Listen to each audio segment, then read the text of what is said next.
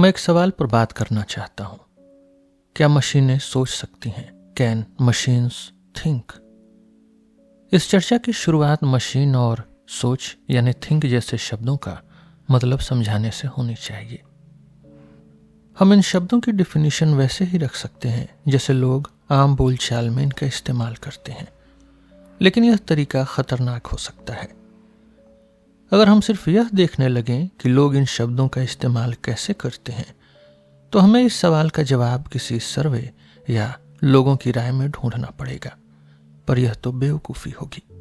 इसलिए मैं इस मुश्किल सवाल की जगह एक दूसरा सवाल रखूंगा जो इसी से जुड़ा है और जिसे आसान शब्दों में समझा जा सकता है। इस नए सवाल को हम एक खेल के जरिए समझ सकते हैं जिसे हम नकल करने वाला खेल या इमिटेशन गेम कहते हैं। इसमें 3 लोग हिस्सा लेते हैं, एक आदमी ए, एक औरत बी और एक सवाल पूछने वाला इंट्रोगेटर यानी सी, जो कोई भी हो सकता है। सवाल पूछने वाला एक अलग कमरे में बैठा होता है। उसका काम यह पता लगाना है कि बाहर बैठे 2 लोगों में से कौन आदमी है और कौन औरत। वो उन्हें एक्स और वाई के नाम से जानता है और खेल के आखिर में उससे बताना होता है कि एक्स ही ए है और वाई ही बी है, या फिर एक्स ही बी है और वाई ही ए है। सवाल पूछने वाला यानी सी उनसे कुछ इस तरह के सवाल कर सकता है। सी पूछ सकता है कि क्या एक्स मुझे बताएगा या बताएगी कि उसके बाल कितने लंबे हैं। अब मान लीजिए कि एक्स असल में वह आदमी है ए, तो उसे जवाब देना ही होगा। इस खेल में आदमी का मकसद यह है कि वो सवाल पूछने वाले यानी सी को उलझा दे ताकि वो गलत पहचान करे। इसलिए उसका जवाब कुछ ऐसा हो सकता है, मेरे बाल छोटे कटे हुए हैं और सबसे लंबे बाल करीब 9 इंच के हैं। ताकि आवाज सुनकर पहचान न हो जाए, इसलिए जवाब लिखकर दिए जाने चाहिए, या और भी अच्छा होगा अगर उन्हें टाइप किया जाए। सबसे बढ़िया तरीका तो यह है कि दोनों कमरों के बीच एक टाइप करने वाली मशीन लगी हो, या फिर कोई तीसरा बंदा, कोई इंटरमीडियरी सवाल और जवाबों को दोहरा सकता है। इस खेल में जो तीसरा खिलाड़ी यानी औरत बी है, उसका काम सवाल पूछने वाले की मदद करना है। उसके लिए सबसे अच्छा यही रहेगा कि वो सच सच जवाब दे। वो अपने जवाब में यह भी कह सकती है कि मैं ही औरत हूं, इसकी बात मत सुनना, लेकिन इससे कोई खास फर्क नहीं पड़ेगा क्योंकि आदमी भी ऐसी ही बातें कह सकता है। अब हम यह सवाल पूछते हैं कि क्या होगा अगर इस खेल में आदमी यानी एक ही जगह कोई मशीन ले ले। क्या तब भी सवाल पूछने वाला उतनी ही बार गलती करेगा जितनी बार वो एक आदमी और एक औरत के बीच खेल खेलते हुए कर रहा था? यही सवाल हमारे पुराने सवाल की क्या मशीनें सोच सकती हैं इसकी जगह ले लेता है। अब इस नए तरीके पर थोड़ी चर्चा करते हैं। सवाल सिर्फ यह नहीं कि इसका जवाब क्या है, बल्कि यह भी है कि क्या यह नया सवाल वाकई जांच पड़ताल करने लायक है। हम फालतू की लंबी बहस में न पड़कर सीधा इसी बात पर गौर करेंगे। इस नए तरीके का सबसे बड़ा फायदा यह है कि यह इंसान के शरीर की ताकत और उसके दिमाग की ताकत के बीच, उसके इंटेलेक्चुअल कैपेसिटी के बीच एक साफ लकीर खींच देता है। आज कोई भी इंजीनियर या केमिस्ट यह दावा नहीं कर सकता कि वह इंसान की खाल जैसा कोई मटेरियल बना लेगा जो बिल्कुल असली लगे। हो सकता है कि आगे चलकर कोई ऐसी खाल बना भी ले, लेकिन अगर ऐसी चीज बन भी जाए तो भी सोचने वाली मशीन यानी थिंकिंग मशीन को ऐसी बनावटी खाल पहनाने का कोई मतलब नहीं रह जाता। हमारे खेल का तरीका भी इसी बात को ध्यान में रखकर बनाया गया है, जहां सवाल पूछने वाला यानी इंट्रोगेटर न तो खिलाड़ियों को देख सकता है, न छू सकता है और न ही उसकी आवाज सुन सकता है। इस तरीके के और भी कई फायदे नीचे दिए गए कुछ सवालों और जवाबों से समझे जा सकते हैं। सवाल कि मुझे 4th ब्रिज पर एक कविता लिखकर दिखाएं। जवाब है कि भाई मुझे इससे दूर ही रखो, मुझे कविता लिखना कभी नहीं आया। सवाल कि 34,957 और 70,764 को जोड़िए। जवाब करीब 30 सेकंड रुकने के बाद जवाब दिया कि 1,05,621। सवाल कि क्या आप चेस खेलते हैं? जवाब हाँ। सवाल कि मेरे पास सिर्फ राजा है, आपके पास राजा और हाथी है, आपकी चाल है, आप क्या चलेंगे? जवाब 15 सेकंड रुककर हाथी को आरेट पर ले जाऊंगा। मेट हो गई, मात। यह सवाल जवाब का तरीका इंसानी जिंदगी के लगभग हर हिस्से को परखने के लिए सही है। हम किसी मशीन को इसलिए कमजोर नहीं कहना चाहते क्योंकि वो खूबसूरती के मुकाबले में नहीं चमक सकती। ठीक वैसे ही जैसे हम किसी इंसान को इसलिए कमजोर नहीं कह सकते क्योंकि वो हवाई जहाज से दौड़ में हार गया। हमारे खेल के नियम इन कमियों को खेल से बाहर कर देते हैं। खिलाड़ी अपनी खूबसूरती या बहादुरी की जितनी चाहे तारीफ करें, लेकिन सवाल पूछने वाला उनसे असल में कुछ करके दिखाने को नहीं कह सकता। इस खेल पर एक उंगली उठाई जा सकती है कि इसमें मशीन के हारने की गुंजाइश बहुत ज्यादा है। अगर कोई इंसान मशीन होने का नाटक करे तो वह बहुत बुरा खेल दिखाएगा। गिनती करने में उसकी सुस्ती और गलतियां उसे तुरंत पकड़वा देंगी। क्या ऐसा नहीं हो सकता कि मशीनें कुछ ऐसा करें जिसे सोचना कहा जाए, थिंकिंग, लेकिन वो इंसान के सोचने के तरीके से बिल्कुल अलग हो? यह एक बहुत बड़ी और पक्की आपत्ति है, एक बड़ा ऑब्जेक्शन है। लेकिन हम सब यह कह सकते हैं कि अगर कोई ऐसी मशीन बन जाए जो इस नकल करने वाले खेल को, इस इमिटेशन गेम को अच्छे से खेल ले, तो हमें इस बात की चिंता करने की जरूरत नहीं है। कुछ लोग यह कह सकते हैं कि नकल करने वाले खेल को खेलने के लिए मशीन को इंसान की नकल करने के बजाय कोई और ही तरीका अपनाना चाहिए। ऐसा भी हो सकता है, लेकिन मुझे नहीं लगता कि इससे कोई बहुत बड़ा फर्क पड़ेगा।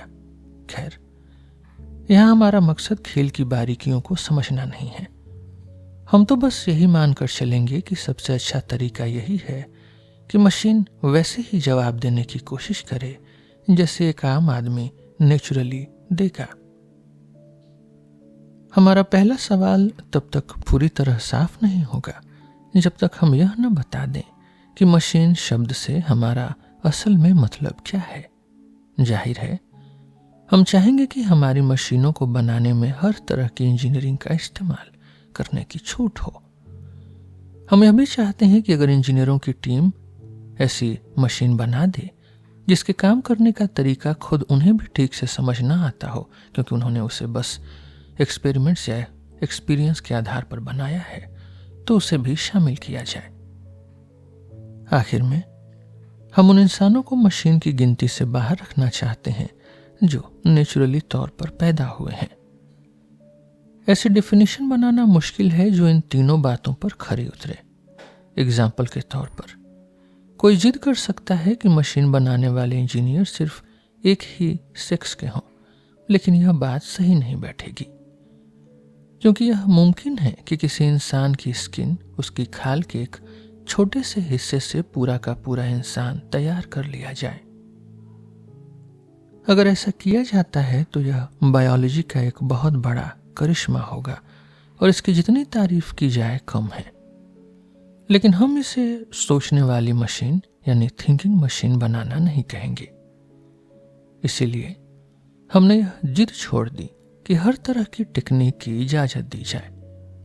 हम ऐसा करने के लिए इसलिए भी तैयार हैं क्योंकि आजकल सोचने वाली मशीनों में जो इंटरेस्ट जगी है वो एक खास तरह की मशीन की वजह से है जिसे इलेक्ट्रॉनिक कंप्यूटर या डिजिटल कंप्यूटर कहा जाता है। इसी बात को मानते हुए हम अपने खेल में सिर्फ डिजिटल कंप्यूटरों को ही हिस्सा लेने देंगे। पहली नजर में यह पाबंदी बहुत कड़ी लग सकती है, पर मैं यह दिखाने की कोशिश करूंगा कि असल में ऐसा नहीं है। इसके लिए मुझे इन कंप्यूटरों की खासियत और उनके काम करने के तरीके के बारे में थोड़ा बताना होगा। मशीनों को सिर्फ डिजिटल कंप्यूटर मानना तभी गलत होगा अगर मेरी सोच के उलट यह साबित हो जाए कि ये कंप्यूटर हमारे खेल में अच्छा परफॉर्मेंस नहीं कर सकते। वैसे तो आज भी कई डिजिटल कंप्यूटर काम कर रहे हैं, तो कोई पूछ सकता है हम यह खेल अभी ही क्यों नहीं शुरू कर देते। खेल की शर्तें पूरी करना आसान है। कई सवाल पूछने वालों को बुलाकर हम इसके स्टैटिस्टिक्स निकाल सकते हैं और देख सकते हैं कि कितनी बार सही पहचान हुई। इसका छोटा सा जवाब यह है कि हम यह नहीं पूछ रहे हैं कि क्या आज के कंप्यूटर इस खेल में जीत जाएंगे, बल्कि हम यह पूछ रहे हैं कि क्या ऐसे कंप्यूटरों के बारे में सोचा जा सकता है जो इस खेल को अच्छी तरह खेल सकें। लेकिन यह तो सिर्फ एक छोटा सा जवाब है। आगे चलकर हम इस सवाल को एक अलग नजरिए से देखेंगे। डिजिटल कंप्यूटर के पीछे का ख्याल यह है कि ये मशीनें वो हर काम कर सकें जो एक इंसान वाला कंप्यूटर कर सकता है, एक ह्यूमन कंप्यूटर। यहाँ इंसान वाले कंप्यूटर का मतलब है कोई ऐसा शख्स जो सिर्फ पक्के नियमों का पालन कर रहा हो, फिक्स्ड रूल्स का। उसके पास अपनी मर्जी से नियमों को बदलने की कोई ताकत नहीं होती। हम मान सकते हैं कि ये नियम उसे एक किताब में दिए गए हैं, एक बुक ऑफ रूल्स में, और जब भी उसे कोई नया काम सौंपा जाता है तो यह किताब बदल दी जाती है। उसके पास ढेर सारा कागज भी होता है जिस पर वो अपनी गिनती करता है, अपने कैलकुलेशंस करता है। हो सकता है वो जोड़ घटाने के लिए किसी छोटी मशीन की मदद ले, पर यह बात उतनी जरूरी नहीं है। अगर हम इसी बात को डिफिनीशन मान ले तो हम एक ही बात के गोल चक्कर में फंस जाएंगे। इससे बचने के लिए हम देखते हैं कि कंप्यूटर आखिर ये काम करता कैसे है। मोटे तौर पर एक डिजिटल कंप्यूटर के 3 हिस्से होते हैं। पहला, याद रखने की जगह यानी स्टोर, यह जानकारी जमा करने का स्टोरेज है। दूसरा, काम करने वाला हिस्सा यानी एग्जीक्यूटिव यूनिट, यह वो हिस्सा है जो असल में गिनती करता है। और तीसरा, देख रेख करने वाला हिस्सा यानी कंट्रोल, इसका काम यह देखना है कि सब कुछ सही तरीके से हो रहा है। स्टोर असल में जानकारी जमा करने की जगह है। यह उस कागज की तरह है जिस पर इंसान अपनी गिनती करता है या जिस पर उसके नियमों की किताब छपी होती है। अगर इंसान अपने दिमाग में कुछ याद रखकर हिसाब लगाता है तो स्टोर का एक हिस्सा उसकी मेमोरी की तरह काम करता है। एग्जीक्यूटिव यूनिट वो हिस्सा है जो असल में गिनती का काम पूरा करता है। ये काम हर मशीन में अलग अलग हो सकते हैं। आमतौर पर ये बड़ी बड़ी और लंबी गिनतियां कर सकते हैं, जैसे 3540675445 को 7076345687 से मल्टीप्लाई करना। लेकिन कुछ मशीनों में यह सिर्फ 0 लिखना जैसे बहुत आसान काम ही करता है। हमने पहले कहा था कि कंप्यूटर को नियमों की एक किताब दी जाती है, लेकिन मशीन के अंदर इस किताब की जगह स्टोर का ही एक हिस्सा ले लेता है।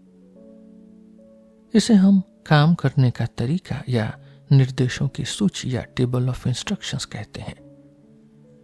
अब कंट्रोल का काम यह देखना है कि इन इंस्ट्रक्शंस का पालन बिल्कुल सही तरीके से और सही ऑर्डर में हो रहा है। कंट्रोल को बनाया ही इस तरह जाता है कि सब कुछ रूल्स के मुताबिक ही हो। स्टोर में जो भी जानकारी होती है उसे छोटे छोटे हिस्सों या पैकेट में बांट दिया जाता है। एग्जाम्पल के तौर पर किसी मशीन में एक पैकेट डेसिमल डिजिट्स 10 अंकों का हो सकता है। स्टोर के हर हिस्से को एक नंबर दिया जाता है ताकि जानकारी को तरतीब से रखा जा सके। जैसे एक आम इंस्ट्रक्शन यह कह सकता है कि जगह नंबर 6809 में रखे नंबर को जगह नंबर 4302 वाले नंबर के साथ जोड़ दो और जवाब को वापस उसी 4302 वाली जगह पर रख दो। जाहिर है मशीन के अंदर ये बातें इंग्लिश में नहीं लिखी होती, वहां ये किसी कोड के रूप में होती हैं, जैसे कि 6809430217। यहाँ 17 यानी 17 का मतलब है कि उन दो नंबरों के साथ क्या करना है। इस मामले में इसका मतलब है नंबरों को जोड़ना। आप देखेंगे कि एक इंस्ट्रक्शन 10 अंकों की जगह लेता है। इससे जानकारी का एक पैकेट बहुत आसानी से बन जाता है।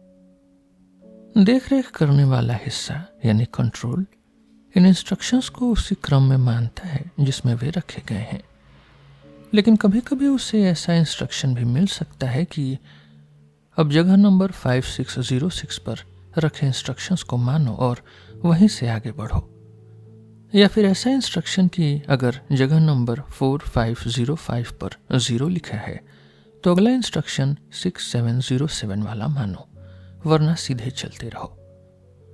इस तरह के इंस्ट्रक्शंस बहुत जरूरी होते हैं। इनकी मदद से हम एक ही काम को तब तक बार बार दोहरा सकते हैं जब तक कि कोई शर्त पूरी न हो जाए। ऐसा करने के लिए हमें बार बार नए इंस्ट्रक्शन नहीं देने पड़ते, बल्कि पुराने इंस्ट्रक्शन ही बार बार इस्तेमाल किए जा सकते हैं। इसे घर के एक एग्जाम्पल से समझते हैं। मान लीजिए एक माँ चाहती है कि उसका बेटा टॉमी स्कूल जाते समय हर सुबह मोची की दुकान पर जाके देखे कि उसके जूते बन गए या नहीं। माँ उसे हर सुबह यह बात अलग से बोलकर याद दिला सकती है, या फिर वो घर के बरामदे में एक नोटिस चिपका सकती है। टॉमी स्कूल जाते समय उस नोटिस को रोज देखेगा जो उसे मोची के पास जाने को कहेगा। उस नोटिस में यह भी लिखा होगा कि अगर जूते मिल जाएं तो वापस आकर नोटिस को फाड़ देना।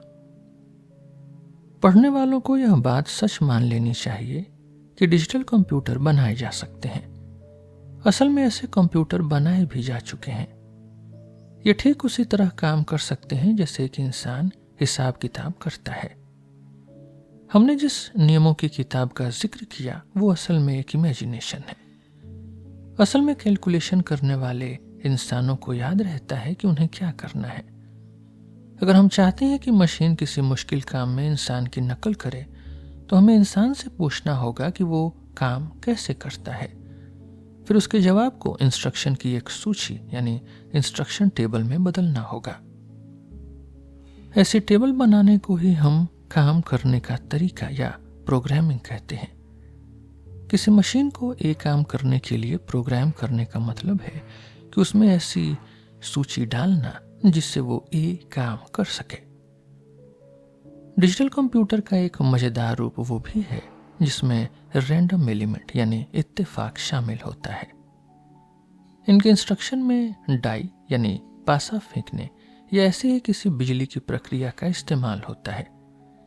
जैसे कि इंस्ट्रक्शन हो सकता है कि पासा फेंको और जो नंबर आए उसे याद रखने की जगह नंबर 1000 में लिख दो। कुछ लोग ऐसी मशीन को फ्रीविल वाली मशीन भी कहते हैं, लेकिन बाहर से देखकर यह बताना मुमकिन नहीं है कि मशीन में कोई इत्तेफाक वाला हिस्सा है या नहीं। ऐसा ही असर पाई के नंबरों का इस्तेमाल करके भी पैदा किया जा सकता है।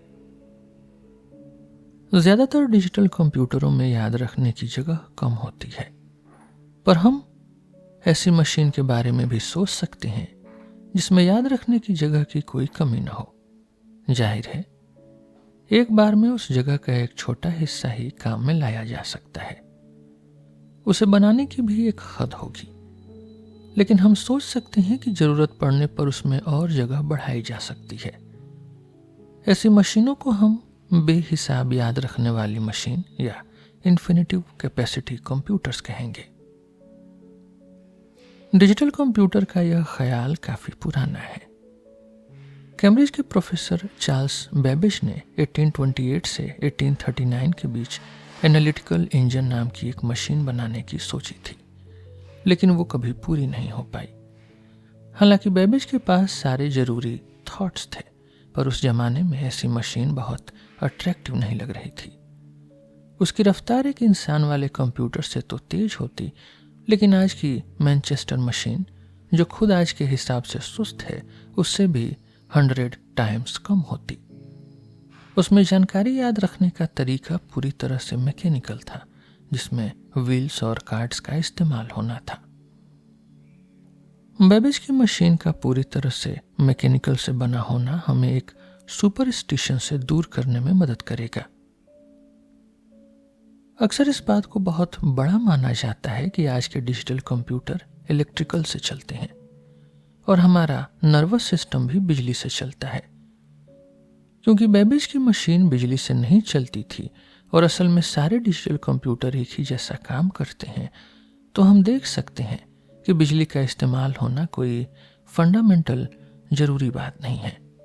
हाँ, बिजली वहाँ काम आती है जहाँ सिग्नलों को बहुत तेजी से भेजना हो।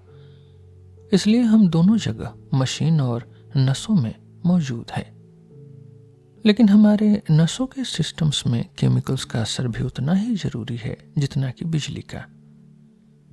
कुछ कंप्यूटरों में तो जानकारी याद रखने के लिए आवाज यानी अकूस्टिक का इस्तेमाल होता है। इसलिए बिजली का इस्तेमाल होना तो बस ऊपर ऊपर की एक जैसी दिखने वाली बात है। अगर हमें बराबरी देखनी है तो हमें यह देखना चाहिए कि उनके काम करने का गणित, मैथमेटिकल एनोलॉजी एक जैसा है या नहीं। पिछले हिस्से में हमने जिन कंप्यूटरों की बात की उन्हें हम साफ साफ बदलाव वाली मशीनें या डिस्क्रीट स्टेट मशीन्स कह सकते हैं। ये वो मशीनें हैं जो झटके या क्लिक के साथ एक तय हालत से दूसरी पक्की हालत में पहुंच जाती हैं। इन हालातों के बीच इतना साफ फर्क होता है कि उन्हें लेकर कोई कंफ्यूजन नहीं होती। सच तो यह है कि दुनिया में ऐसी कोई मशीन नहीं होती, क्योंकि असल में हर चीज धीरे धीरे और लगातार चलती है। लेकिन कई मशीनों को साफ साफ बदलाव वाली मशीन मानकर समझना बहुत फायदेमंद रहता है। एग्जाम्पल के तौर पर बिजली के स्विच को ही ले लीजिए। यह मानना बहुत आसान है कि स्विच या तो ऑन होगा या ऑफ, चालू या बंद। हालांकि इनके बीच की भी कुछ जगहें होती हैं, लेकिन हमारे काम के लिए हम उन्हें भूल सकते हैं। एक और एग्जाम्पल एक ऐसे पहिए का है जो हर सेकेंड एक बार क्लिक करके घूमता है, जिसे बाहर लगे एक लीवर से रोका जा सकता है। इसके साथ एक बल्ब भी लगा है जो पहिए की किसी एक खास जगह पर पहुंचते ही जल जाता है। इस मशीन को हम ऐसे समझ सकते हैं कि पहिए की जगह के हिसाब से मशीन की अंदरूनी हालत Q1, Q2 या Q3 हो सकती है। बाहर से मिलने वाला सिग्नल I0 या I1 हो सकता है, यानी लीवर की जगह। किसी भी पल मशीन की हालत इस बात पर टिकी होती है कि उसकी पिछली हालत क्या थी और उसे बाहर से क्या सिग्नल मिला। इन मशीनों की खासियत यह है कि अगर हमें इनकी शुरुआती हालत और बाहर से मिलने वाले इशारों का पता हो तो हम यह बता सकते हैं कि फ्यूचर में ये मशीनें क्या करेंगी। यह बात लाप्लास के उस पुराने ख्याल जैसी है कि अगर हमें इस यूनिवर्स के हर छोटे से छोटे पार्टिकल की जगह और रफ्तार पता हो तो हम फ्यूचर की हर बात बता सकते हैं। लेकिन यूनिवर्स के मामले में फ्यूचर बताना बहुत मुश्किल है, क्योंकि वहां शुरुआती हालत में मामूली सी गलती भी आगे चलकर बहुत बड़ा उलटफेर कर सकती है। जैसे कि एक छोटे से इलेक्ट्रॉन का अपनी जगह से रत्ती भर खिसकना भी यह तय कर सकता है कि 1 साल बाद कोई आदमी बर्फीले तूफान में मारा जाएगा या बच जाएगा। पर हमारी साफ साफ बदलाव वाली मशीनों यानी डिस्क्रीट स्टेट मशीन्स में ऐसा नहीं होता। अगर हमें मशीन की अभी की हालत का सही अंदाजा है तो हम यह भी सही बता सकते हैं कि आगे चलकर वो क्या करेगी।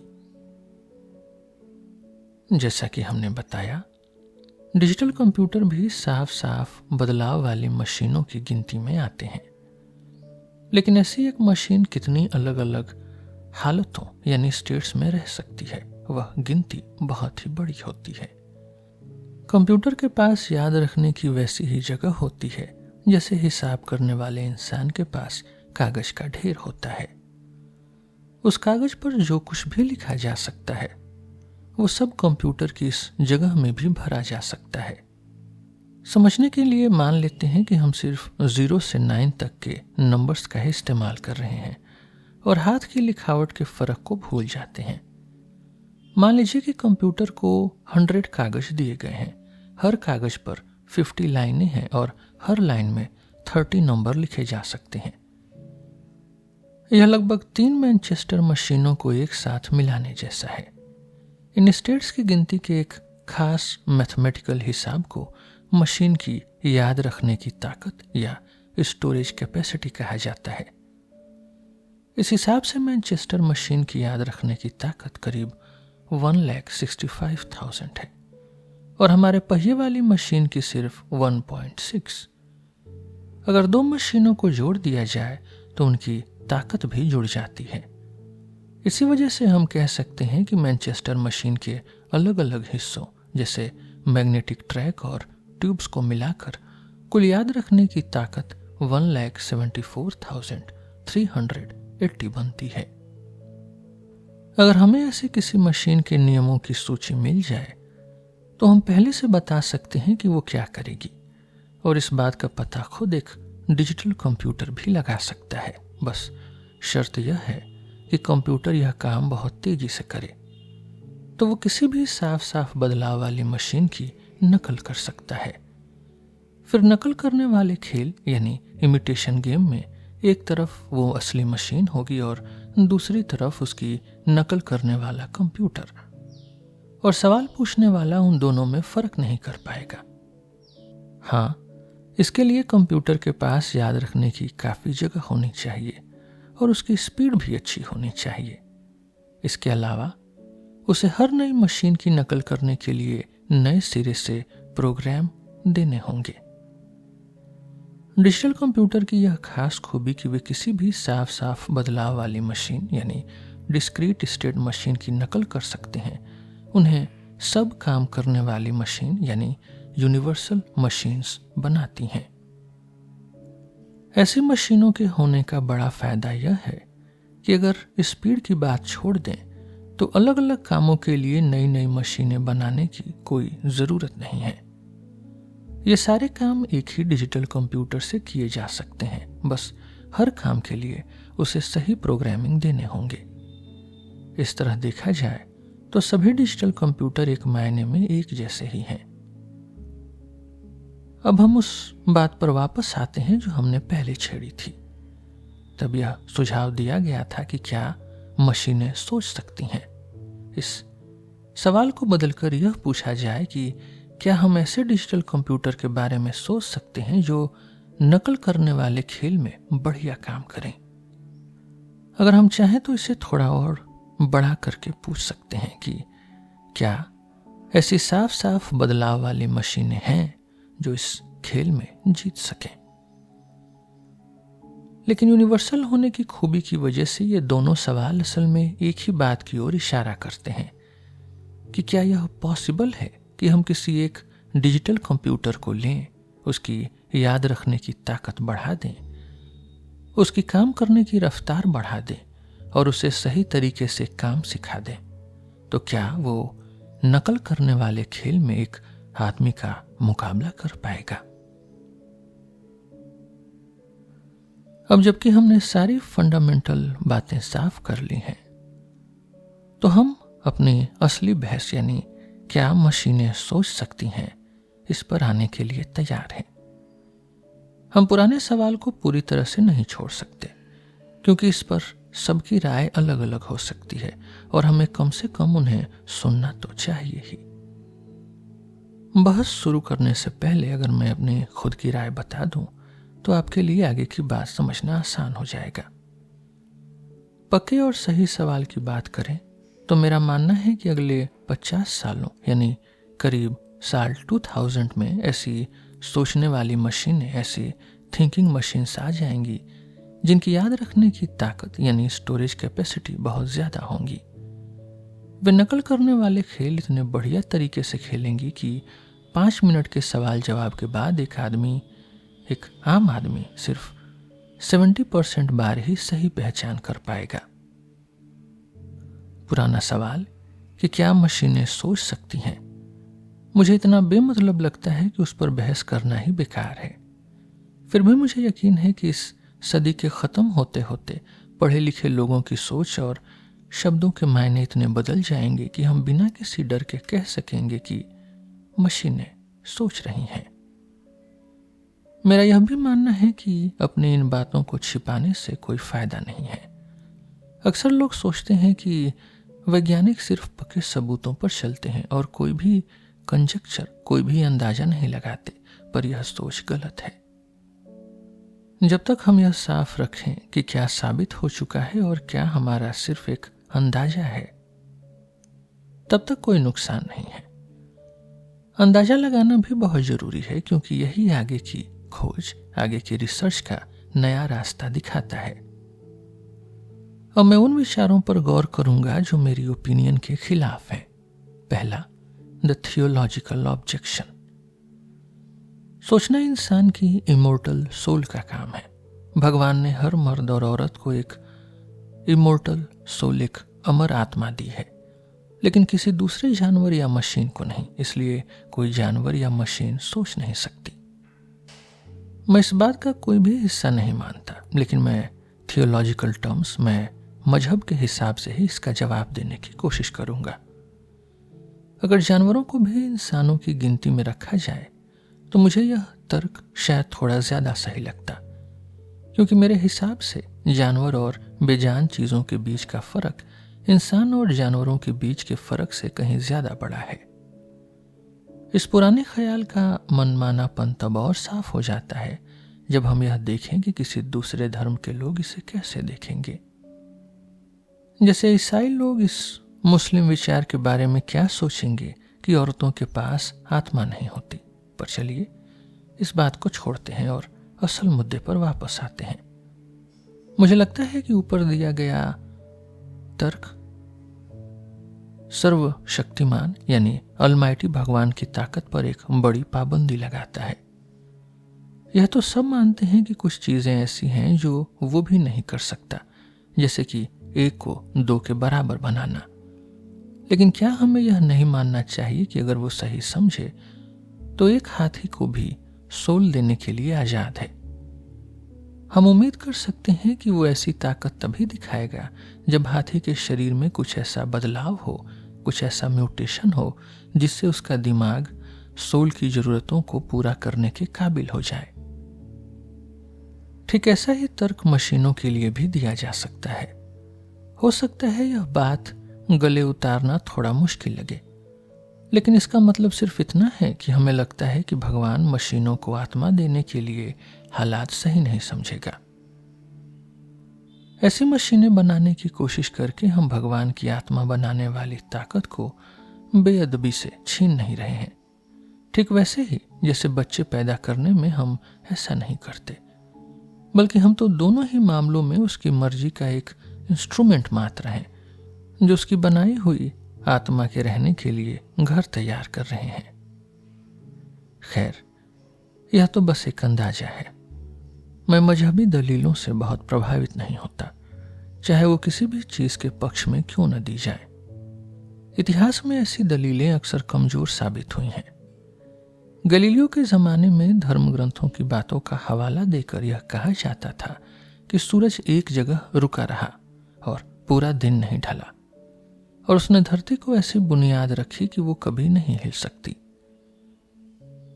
उस वक्त इन बातों को कोपरनिकस की थियरी को गलत साबित करने के लिए काफी माना गया था, लेकिन आज की जानकारी के हिसाब से ऐसी दलीलें बेमानी लगती हैं। जब हमारे पास सही जानकारी नहीं थी तब ये बातें बहुत असरदार लगती थी। दूसरा है the heads in the sand objection, शुतुरमुर्ग जैसा बर्ताव। इस ऐतराज का कहना है कि मशीनों के सोचने का अंजाम बहुत भयानक होगा। चलिए यही दुआ करें और यही माने कि वो ऐसा कभी नहीं कर सकेंगी। यह बात अक्सर इतने साफ तौर पर नहीं कही जाती, लेकिन इसमें से ज्यादातर लोग जो इस बारे में सोचते हैं उन पर इसका असर जरूर होता है। हम यह मानना पसंद करते हैं कि इंसान बाकी सब चीजों से किसी न किसी तरह बेहतर है। हमारे लिए सबसे अच्छा यही होगा कि हम खुद को सबसे ऊपर साबित कर सकें, क्योंकि तब हमारा यह ऊंचा ओहदा खोने का कोई डर नहीं रहेगा। मजहबी दलीलों का फेमस होना भी इसी एहसास से जुड़ा है। पढ़े लिखे लोगों में यह भावना और भी मजबूत होती है, क्योंकि वे सोचने की ताकत को दूसरों से कहीं ज्यादा कीमती मानते हैं और इसी के दम पर खुद को सबसे ऊपर समझते हैं। मुझे नहीं लगता कि इस दलील में इतनी जान है कि इसका कोई जवाब दिया जाए। इसके लिए तो बस दिलासा देना ही ठीक रहेगा, और शायद यह दिलासा आत्मा के दूसरे शरीर में जाने जैसी बातों में ढूंढा जा सकता है।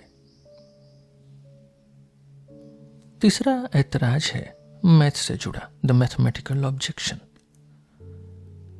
मैथमेटिक्स के कुछ ऐसे रिजल्ट्स हैं जिनसे पता चलता है कि मशीनों की अपनी एक सीमा होती है, यानी वे हर काम नहीं कर सकती। इनमें सबसे फेमस है गोडेल्स का थियरम, जो 1931 में आया। यह बताता है कि किसी भी पक्के नियम वाले सिस्टम में ऐसी बातें कही जा सकती हैं जिन्हें उस सिस्टम के अंदर रहते हुए न तो सही साबित किया जा सकता है और न ही गलत। इसी तरह के कुछ और रिजल्ट्स चर्च, क्लीन और खुद मैंने यानी ट्यूरिंग 1937 भी दिए हैं। मेरा वाला नतीजा यानी ट्यूरिंग्स रिजल्ट यहाँ समझने के लिए सबसे आसान है, क्योंकि यह सीधे तौर पर मशीनों की बात करता है। यह उन डिजिटल कंप्यूटरों के बारे में है जिनके पास याद रखने की बेहिसाब जगह है, इन्फिनिट कैपेसिटी। यह नियम कहता है कि कुछ ऐसी चीजें हैं जो ऐसी मशीन कभी नहीं कर सकती। अगर उसे नकल करने वाले खेल में बिठाया जाए तो कुछ सवाल ऐसे होंगे जिनका वो या तो जवाब गलत देगी या फिर जवाब दे ही नहीं पाएगी, चाहे उसे कितना भी समय क्यों न दिया जाए। बेशक ऐसे कई सवाल हो सकते हैं, और यह भी मुमकिन है कि जो सवाल एक मशीन के लिए मुश्किल हो उसका जवाब दूसरी मशीन आसानी से दे दे। यहां हम सिर्फ हाँ या ना वाले सवालों की बात कर रहे हैं, न कि पिकासो की पेंटिंग के बारे में आप क्या सोचते हैं जैसे भारी सवालों की। मशीनें जिस तरह के सवालों पर फेल हो जाती हैं वो कुछ इस तरह के होते हैं कि अगर हम एक मशीन को इस खास तरीके से बनाएं तो क्या वो मशीन कभी किसी सवाल का जवाब हाँ में देगी।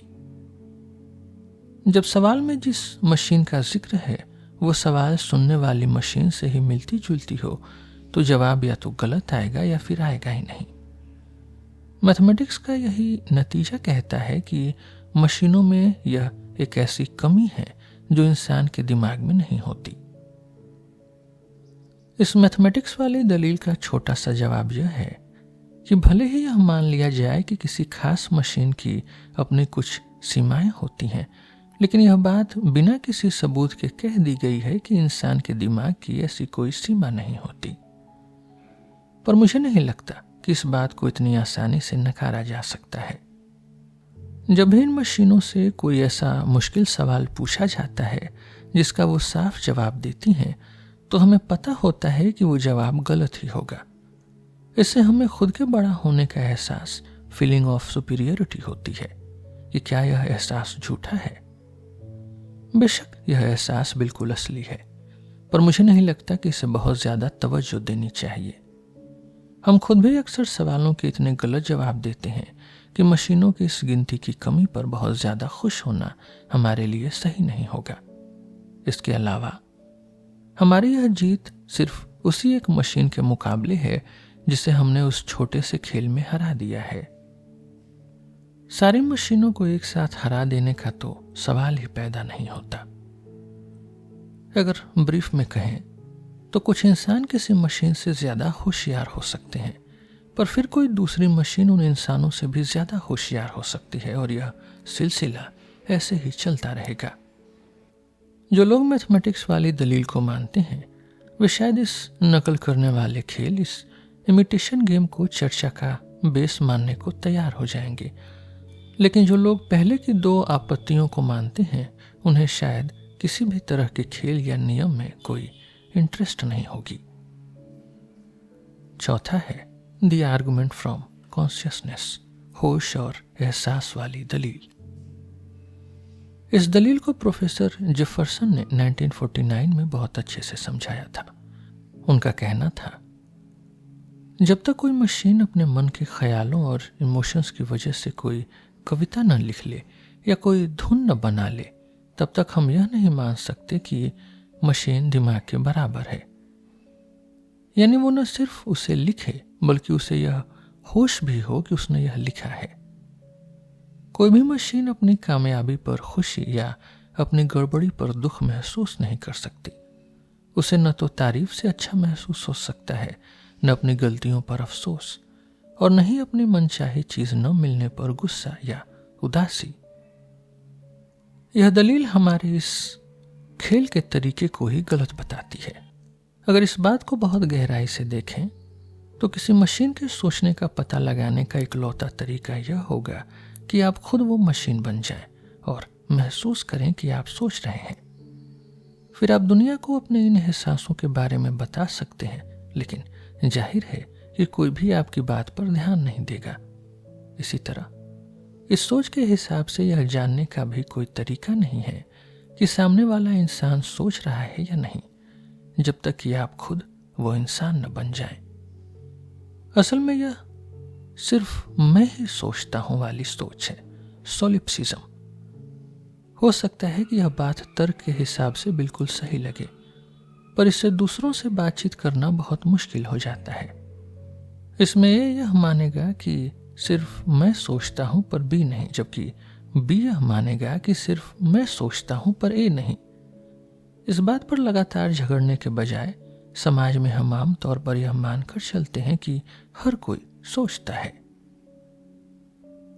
मुझे पूरा यकीन है कि प्रोफेसर जेफरसन इतनी कट्टर सोच सोलिप्सिस्ट नहीं रखते होंगे कि सिर्फ अपने ही होश को सच माने। शायद वो नकल करने वाले खेल को एक टेस्ट के तौर पर मानने को तैयार हो जाए। असल में इस खेल को तीसरे खिलाड़ी बी को हटाकर अक्सर मौखिक परीक्षा या वाइवा वोचे के नाम पर इस्तेमाल किया जाता है। इसका मकसद यह पता लगाना होता है कि क्या कोई छात्र वाकई किसी बात को समझता है या उसने उसे बस रट्टू तोते की तरह याद कर लिया है। चलिए ऐसे ही एक परीक्षा का हिस्सा सुनते हैं। सवाल पूछने वाला यानी इंट्रोगेटर कहता है, आपकी कविता की पहली लाइन है कि क्या मैं तुम्हारी तुलना गर्मी के एक दिन से करूं? क्या इसकी जगह बाहर का दिन या स्प्रिंग का दिन कहना ज्यादा अच्छा नहीं रहेगा? जवाब देने वाला यानी विटनेस कहता है, नहीं, उससे कविता की लय, स्कैन या रिदम बिगड़ जाएगी। सवाल पूछने वाला कहता है, सर्दियों का दिन, अब विंटर्स डे कैसा रहेगा? उसकी लय तो बिल्कुल सही बैठेगी। जवाब देने वाला कहेगा कि लय तो सही होगी, पर कोई भी अपनी तुलना सर्दियों के उदास और ठंडे दिन से करवाना पसंद नहीं करेगा। सवाल पूछने वाला कहेगा कि आपको मिस्टर पिकविक को देखकर क्रिसमस की याद आती है? जवाब देने वाला कहेगा, हाँ, एक तरह से। सवाल पूछने वाला कहेगा, पर क्रिसमस भी तो सर्दियों का ही एक दिन है और मुझे नहीं लगता कि मिस्टर पिकविक को इस तुलना से कोई बुरा लगेगा। जवाब देने वाला कहेगा कि मुझे लगता है आप मजाक कर रहे हैं। सर्दियों के दिन से मतलब एक आम कड़ाके की ठंड वाले दिन से है, न कि क्रिसमस जैसे किसी खास और खुशी वाले दिन से। और इसी तरह बातें आगे बढ़ती हैं। अब प्रोफेसर जेफरसन क्या कहेंगे अगर कविता लिखने वाली कोई मशीन इस मौखिक परीक्षा, इस विवा वोचे में ऐसी समझदारी भरे जवाब दे पाए तो? मैं नहीं जानता कि वो इन जवाबों को मशीन का सिर्फ बनावटी इशारा या आर्टिफिशियली सिग्नलिंग मानेंगे या नहीं। लेकिन अगर जवाब ऊपर दिए गए एग्जाम्पल की तरह सही और देर तक टिकने वाला हो तो मुझे नहीं लगता कि वो इसे कोई सस्ता जुगाड़ कहेंगे। मेरे हिसाब से सस्ता जुगाड़ जैसी बात उन मशीनों के लिए कही जा सकती है जिनमें किसी इंसान की पढ़ी हुई कविता की रिकॉर्डिंग भर दी गई हो और उसे बस बटन दबाकर समय समय पर चालू कर दिया जाता हो। तो मुझे लगता है कि जो लोग होश यानी कॉन्शियसनेस वाली दलील देते हैं उनमें से ज्यादातर को मनाया जा सकता है। वे इस बात को मान लेंगे कि खुद को ही दुनिया में अकेला सच मानना यानी सोलिप्सिज्म ठीक नहीं है और वे हमारे इस खेल यानी टेस्ट को स्वीकार कर लेंगे। मैं यह नहीं जताना चाहता कि होश में कोई रहस्य या राज नहीं है। एग्जाम्पल के तौर पर इसे दिमाग के किसी एक खास हिस्से में ढूंढने की कोशिश करना अपने आप में एक पहेली है। लेकिन मुझे नहीं लगता कि जिस सवाल पर हम यहाँ चर्चा कर रहे हैं उसका जवाब देने के लिए इन रहस्यों को पहले सुलझाना कोई बहुत जरूरी है। फिर पांचवा है आर्गुमेंट्स फ्रॉम वेरियस डिसेबिलिटीज, अपंगता या कमियों से जुड़ी दलीलें। ये दलीलें कुछ इस तरह की होती हैं। मैं मान लेता हूं कि आप मशीन से वो सब करवा लेंगे जो आपने बताया, लेकिन आप मशीन से कभी एक्स काम नहीं करवा पाएंगे। यहाँ एक्स का मतलब है वो ढेर सारी बातें जो लोग कहते हैं कि मशीन कभी नहीं कर सकेगी, जैसे कि दयालु होना, चतुर होना, खूबसूरत होना, मिलनसार होना, खुद से पहल करना, मजाक समझना, सही और गलत में फर्क करना, गलतियां करना, प्यार में पड़ना, मलाई स्ट्रॉबेरी का मजा लेना या किसी को अपने प्यार में डालना, अपने एक्सपीरियंस से सीखना, शब्दों का सही इस्तेमाल करना, अपने खुद के बारे में सोचना, इंसान की तरह अलग अलग तरह के बर्ताव करना या कुछ बिल्कुल नया कर दिखाना। आमतौर पर इन बातों के पीछे कोई ठोस सबूत नहीं दिया जाता। मुझे लगता है कि ये बातें एक्सपीरियंस के आधार पर अंदाजा लगाने यानी साइंटिफिक इंडक्शन की वजह से कही जाती हैं। एक इंसान अपनी जिंदगी में हजारों मशीनें देखता है, जो वो देखता है उसी से वो कुछ आम नतीजे निकाल लेता है, जैसे कि मशीनें बदसूरत होती हैं। हर मशीन बस एक ही छोटे काम के लिए बनी होती है। जरा सा अलग काम पड़ने पर वे बेकार हो जाती हैं और उनका बर्ताव हमेशा एक जैसा होता है। जाहिर है वो मान लेते हैं कि दुनिया की हर मशीन ऐसे ही होगी। मशीनों की ये बहुत सी कमियां उनकी याद रखने की कम ताकत, स्मॉल स्टोरेज कैपेसिटी की वजह से होती हैं। मैं यहां मानकर चल रहा हूं कि याद रखने की ताकत वाली बात हर तरह की मशीन पर लागू होती है। यहां हमें मैथमेटिक्स की बारीकियों में जाने की जरूरत नहीं है। कुछ साल पहले जब डिजिटल कंप्यूटरों के बारे में बहुत कम सुना गया था, तब अगर कोई उनकी खूबियों के बारे में बताता तो लोगों को आसानी से यकीन नहीं होता था।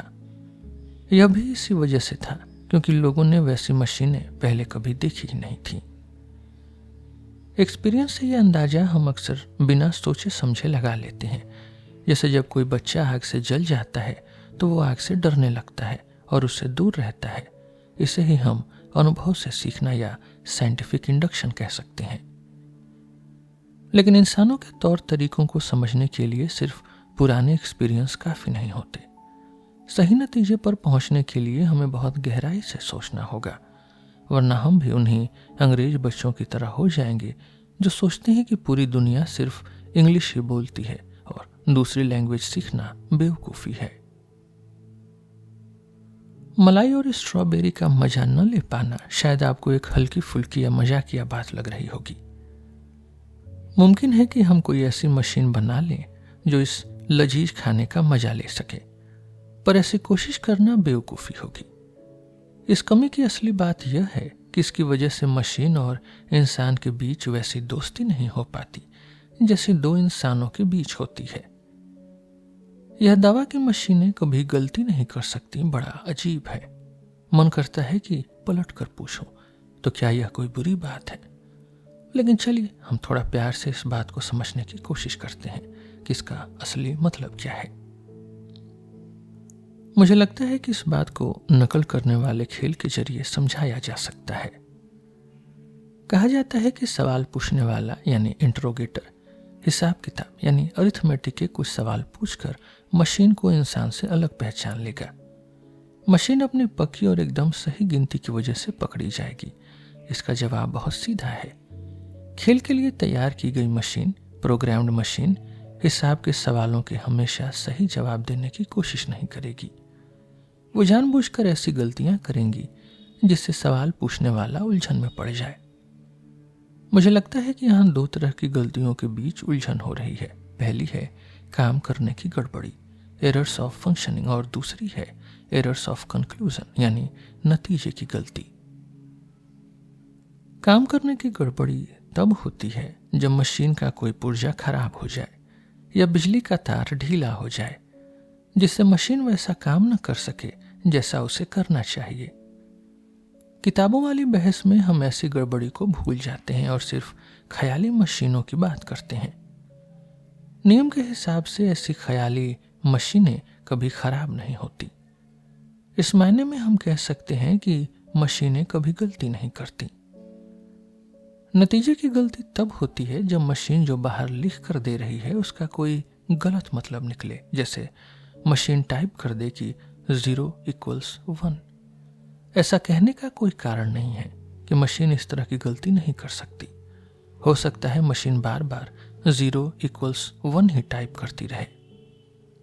या फिर अगर मशीन अपने पुराने तजुर्बे से सीखने का तरीका अपनाती है तो हमें यह मानकर चलना चाहिए कि कभी कभी उसके नतीजे गलत भी निकल सकते हैं। रही बात इस दावे की कि मशीन खुद के बारे में नहीं सोच सकती, तो इसका जवाब तभी दिया जा सकता है जब हम पहले यह देख सकें कि क्या मशीन वाकई किसी भी चीज के बारे में सोच सकती है। फिर भी मशीन किस बारे में काम कर रही है, सब्जेक्ट मैटर, यह बात उन लोगों के लिए जरूर मायने रखती है जो मशीन चलाते हैं। एग्जाम्पल के तौर पर अगर मशीन मैथमेटिक्स का कोई सवाल हल कर रही है तो हम कह सकते हैं कि उस समय वही सवाल मशीन के काम का मेन मुद्दा है। इस हिसाब से मशीन यकीनन अपने बारे में भी सोच सकती है। वह अपना खुद का काम करने का तरीका यानी प्रोग्रामिंग बनाने में मदद कर सकती है या अपनी बनावट में बदलाव का असर पहले से बता सकती है। अपने ही काम के नतीजों को देखकर वह खुद को बेहतर बनाने के लिए अपने प्रोग्राम्स बदल सकती है। यह कोई ख्याली पुलाव नहीं है, बल्कि आने वाले समय में ऐसा होना बिल्कुल मुमकिन है। यह कहना कि मशीन अलग अलग तरह के काम नहीं कर सकती, असल में यह कहने का एक तरीका है कि उसके पास याद रखने की जगह कम है, स्टोरेज कैपेसिटी कम है। कुछ समय पहले तक 1000 नंबर्स को भी याद रखने वाली जगह मिलना बहुत मुश्किल था। हम यहाँ जिन क्रिटिसिज्म्स की बात कर रहे हैं वे असल में होश और एहसास यानी कॉन्शियसनेस वाले दलील का ही दूसरा बदला हुआ रूप है। आमतौर पर अगर कोई कहता है कि मशीन यह काम कर सकती है और उसे करने का तरीका बताता है तो लोग ज्यादा प्रभावित नहीं होते। उन्हें लगता है कि मशीन का काम करने का तरीका, जो कि मशीनी ही होगा, बहुत ही मामूली है। फिर छठा ऐतराज है लेडी लवलेस का ऐतराज, उनका ऑब्जेक्शन। बेबेज की पुरानी मशीन एनालिटिकल इंजन के बारे में सबसे ज्यादा जानकारी हमें लेडी लवलेस की लिखी यादों यानी 1842 में जो उन्होंने लिखा उनसे मिलती है। उन्होंने लिखा था, इस मशीन का खुद से कुछ भी नया शुरू करने का कोई दावा नहीं है। यह सिर्फ वही कर सकती है जो हम इसे करने का ऑर्डर देते हैं। इस बात को हार्टी 1949 ने भी बताया और साथ में यह जोड़ा कि इसका मतलब यह नहीं कि ऐसी बिजली वाली मशीनें नहीं बनाई जा सकती जो खुद से सोचें, थिंक फॉर इटसेल्फ, या जिनमें सीखने का हुनर हो। क्या ऐसा करना मुमकिन है या नहीं, यह एक बहुत ही रोमांचक सवाल है। लेकिन उस जमाने की मशीनों में ऐसी कोई खूबी नहीं थी। मैं इस बारे में हार्टी से पूरी तरह सहमत हूं। गौर करने वाली बात यह है कि हार्टी यह नहीं कह रहे थे कि उन मशीनों में यह खूबी नहीं थी, बल्कि यह कह रहे हैं कि लेडी लवलेस के पास उस वक्त ऐसे कोई सबूत नहीं थे जिससे वो इस बात पर यकीन कर पाती। मुमकिन है कि उन मशीनों में यह खूबी एक मायने में पहले से रही हो। मान लीजिए किसी मशीन में यह खूबी है। बेबेज का एनालिटिकल इंजन एक सब काम करने वाली मशीन थी, एक यूनिवर्सल डिजिटल कंप्यूटर। इसलिए अगर उसकी स्पीड और याद रखने की जगह काफी होती और उसे सही तरीके से काम सिखाया जाता, सही तरीके से प्रोग्रामिंग की जाती, तो वो उस दूसरी मशीन की नकल कर सकती थी। शायद यह ख्याल लेडी लवलेस या बेबेज के दिमाग में नहीं आया होगा, और वैसे भी उनके लिए यह जरूरी नहीं था कि वे उस समय मशीन के बारे में इतने बड़े बड़े दावे करें। इस पूरे सवाल पर हम तब दोबारा बात करेंगे जब हम सीखने वाली मशीनों यानी लर्निंग मशीन्स के बारे में चर्चा करेंगे। लेडी लवलेस के ऐतराज का ही एक बदला हुआ रूप यह कहता है कि मशीन कभी भी वाकई कुछ नया नहीं कर सकती। इसका जवाब तो इस पुरानी कहावत में दिया जा सकता है कि दुनिया में कुछ भी नया नहीं होता। भला कौन दावे से कह सकता है कि उसका किया हुआ कोई नया काम, कोई ओरिजिनल वर्क उन बीजों का नतीजा नहीं है जो पढ़ाई लिखाई ने उसके दिमाग में पहले से बोए थे, या फिर वो काम सिर्फ पुराने नियमों को ही नए तरीके से इस्तेमाल करने जैसा न हो। इसी ऐतराज का एक और रूप यह है कि मशीन कभी हमें हैरान नहीं कर सकती, कभी सरप्राइज नहीं कर सकती। यह बात एक सीधी चुनौती है और इसका जवाब भी सीधा है। सच तो यह है कि मशीनें मुझे अक्सर हैरान करती रहती हैं। ऐसा ज्यादातर इसलिए होता है क्योंकि मैं पहले से यह पूरा हिसाब नहीं लगाता कि मशीन आगे क्या करने वाली है, या फिर अगर मैं हिसाब लगाता भी हूं तो वो बहुत जल्दीबाजी में और कच्चे अंदाज में होता है जिसमें गलती की गुंजाइश रहती है। शायद मैं खुद से कहूं कि मुझे लगता है कि यहाँ का वोल्टेज भी उतना ही होगा जितना वहां का है। चलो यही मानकर चलते हैं। जाहिर है मैं अक्सर गलत होता हूं और नतीजा मेरे लिए एक हैरानी भरा होता है, क्योंकि जब तक मेरा एक्सपेरिमेंट खत्म होता है मैं अपने उन पुराने कच्चे अंदाजों यानी अजम्पशंस को भूल चुका होता हूं। मेरी इन आदतों के लिए कोई मुझे डांट सकता है, लेकिन इस बात पर शक नहीं कर सकता कि मुझे मशीन के काम से वाकई हैरानी हुई है। मुझे उम्मीद नहीं है कि मेरे इस जवाब से मेरे क्रिटिक्स चुप हो जाएंगे। वे शायद यह कहेंगे कि मुझे होने वाली हैरानी मेरे खुद के दिमाग की उपज है और इसमें मशीन का कोई कमाल नहीं है। यह बात हमें फिर से होश और एहसास यानी कॉन्शियसनेस वाली पुरानी बहस पर ले जाती है। लेकिन यहाँ एक बात गौर करने वाली है। चाहे कोई इंसान हमें हैरान करे या कोई किताब या मशीन, उस हैरानी को महसूस करने के लिए हमारे दिमाग को उतनी ही मेहनत करनी पड़ती है। फिलोसोफर और मैथमेटिशियंस अक्सर एक बड़ी गलती करते हैं। वे यह मान लेते हैं कि जैसे ही हमें कोई बात पता चलती है उस बात से निकलने वाले सारे कॉन्सिक्वेंसेस, सारे नतीजे भी हमारे दिमाग में उसी पल आ जाते हैं। कई बार यह सोच काम आती है, पर हम अक्सर भूल जाते हैं कि यह सच नहीं है। इसी गलत सोच की वजह से लोग यह मान लेते हैं कि जानकारी और पुराने नियमों से नतीजे निकालने में कोई खास बात नहीं है। 7वां दलील है argument from continuity in the nervous system, नसों के तंत्र की दलील। हमारा नर्वस सिस्टम यकीनन कोई साफ साफ बदलाव वाली मशीन नहीं है, कोई डिस्क्रीट स्टेट मशीन नहीं है। नसों में होने वाली एक बहुत छोटी सी हलचल भी आगे चलकर बहुत बड़ा असर डाल सकती है। कुछ लोग दलील दे सकते हैं कि इसी वजह से एक डिजिटल कंप्यूटर कभी भी इंसान के नसों वाले तंत्र की नकल नहीं कर पाएगा। यह सच है कि झटके से काम करने वाली मशीन और लगातार काम करने वाली मशीन, डिस्क्रीट स्टेट मशीन और कॉन्टिन्यूअस मशीन में फर्क होता है। लेकिन अगर हम अपने नकल करने वाले खेल की शर्तों को देखें तो सवाल पूछने वाला यानी इंट्रोगेटर इस फर्क का कोई फायदा नहीं उठा पाएगा। इसे एक दूसरी मशीन के एग्जाम्पल से समझते हैं जो लगातार काम करती है, जो डिफरेंशियल एनालाइजर है। ऐसी कुछ मशीनें अपना जवाब टाइप करके देती हैं, इसलिए वे हमारे खेल में हिस्सा ले सकती हैं। एक डिजिटल कंप्यूटर शायद यह पक्का न बता पाए कि वो दूसरी मशीन बिल्कुल क्या जवाब देगी, पर वो उसके जैसा मिलता जुलता जवाब देने के काबिल जरूर होगा।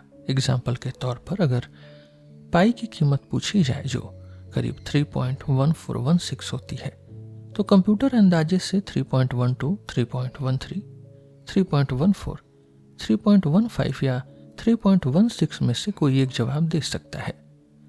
ऐसे में सवाल पूछने वाले के लिए यह पहचानना नामुमकिन जैसा हो जाएगा कि जवाब कंप्यूटर ने दिया है या उस दूसरी मशीन ने। 8वीं दलील है the argument from इनफॉर्मेलिटी of behaviour, बर्ताव में ढील की दलील।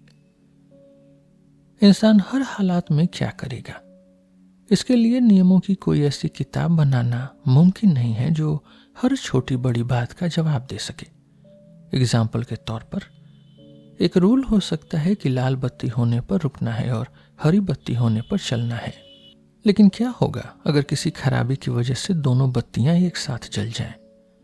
शायद कोई यह फैसला करे कि रुकना ही सबसे सुरक्षित है, पर इस फैसले से भी आगे चलकर कोई और मुश्किल खड़ी हो सकती है।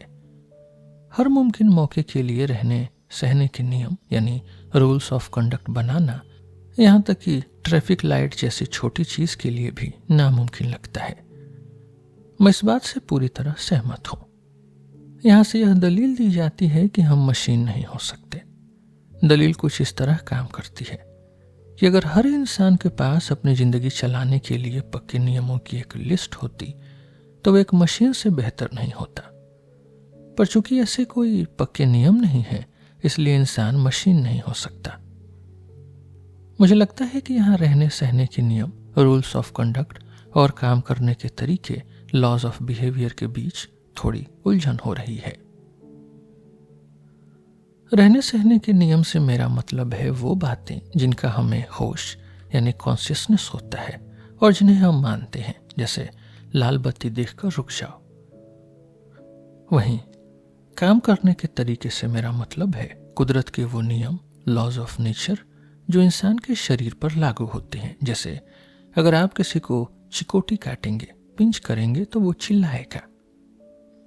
अगर हम अपनी दलील में रहने सहने के नियम की जगह काम करने के तरीके शब्द का इस्तेमाल करें तो बात बदल जाती है।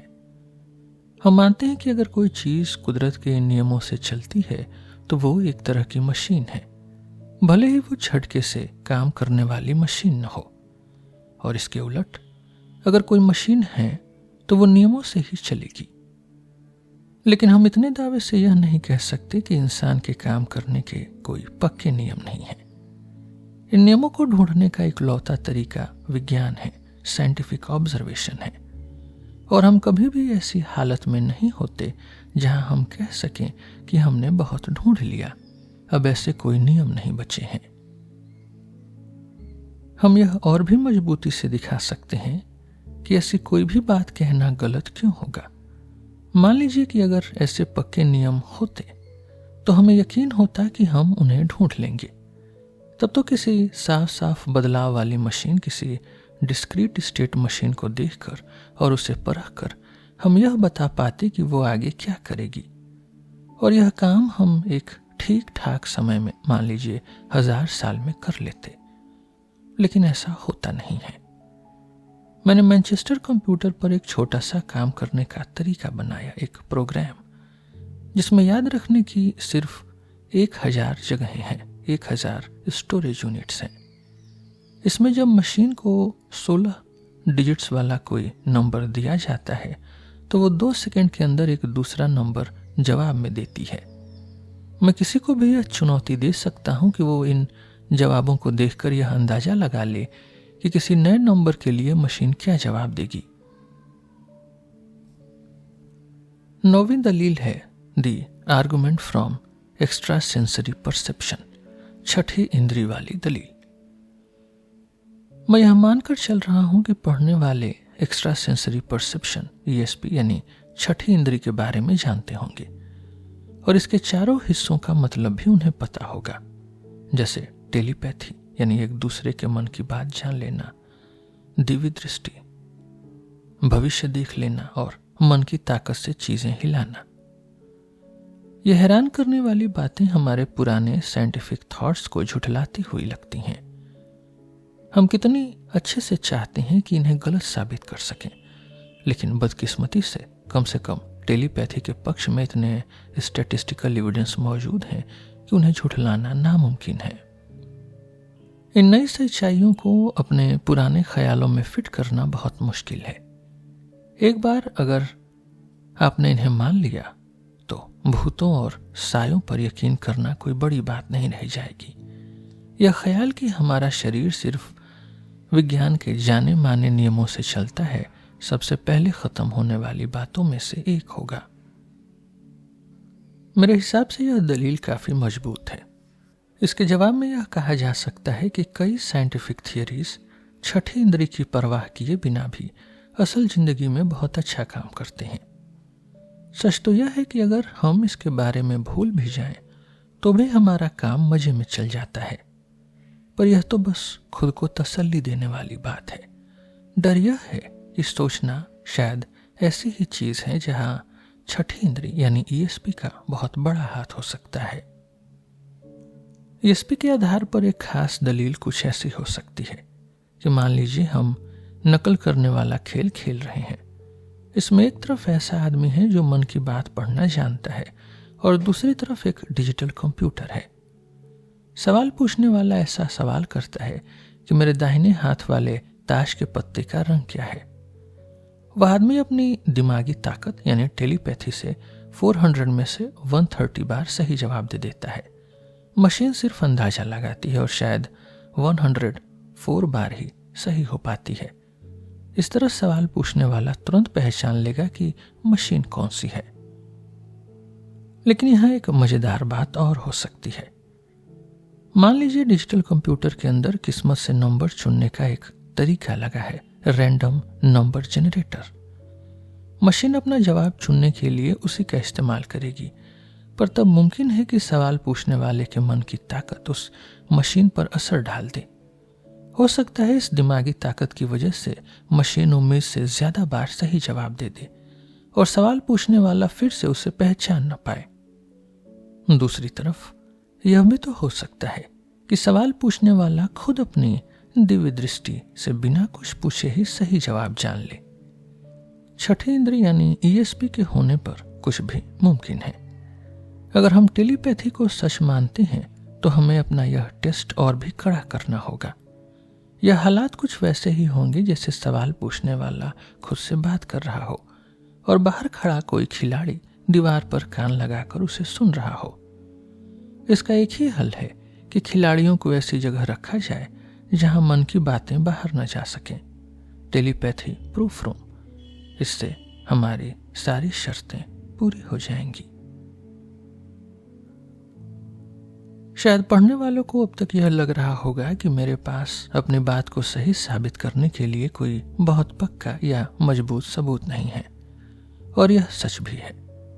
अगर मेरे पास कोई पक्का सबूत होता तो मैं दूसरों की दलीलों में कमियां निकालने में इतनी मेहनत नहीं करता। अब मेरे पास जो भी थोड़ा बहुत सबूत है मैं उसे आपके सामने रखूंगा। चलिए एक पल के लिए लेडी लवलेस के उसी ऐतराज पर वापस चलते हैं। उन्होंने कहा था कि मशीन सिर्फ वही कर सकती है जो हम उसे करने का ऑर्डर देते हैं।